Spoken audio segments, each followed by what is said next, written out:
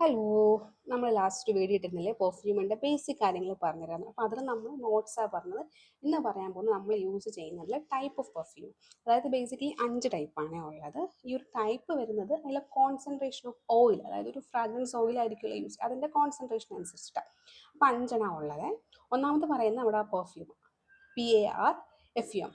അപ്പോൾ അതെന്ന് പറഞ്ഞാൽ അതിനകത്ത് ഏറ്റവും ഹയസ്റ്റ് കോൺസെൻട്രേഷൻ ഒരു 20-30% വരും. അപ്പോൾ അത് ഭയങ്കര ലോങ് ലാസ്റ്റിംഗ് ആയിരിക്കും.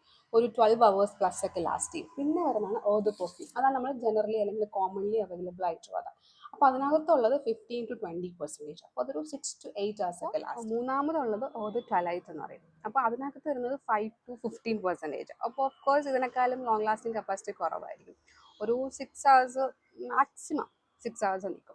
അതിനുശേഷമുള്ളത് അത് കൊലാഗ്നി എന്ന് പറയും. അപ്പോൾ അതിനകത്തുള്ളത് ഒരു 2-5% മാക്സിമം. അപ്പോൾ അതൊരു മാക്സിമം 2-3 hours നിൽക്കുള്ളൂ. കാര്യം അതിൻ്റെ കപ്പാസിറ്റി, അതിൻ്റെ ഓയിൽ കണ്ടൻറ്റ് ഭയങ്കര കുറവ്. ലാസ്റ്റ് വരുന്നതാണ് ഫ്രഷ് എന്ന് പറയും. അപ്പോൾ അതിനകത്തുള്ള ഒരു കണ്ടൻറ്റ് എന്ന് വെച്ച് കഴിഞ്ഞാൽ 1-3% ഒക്കെ മാക്സിമം.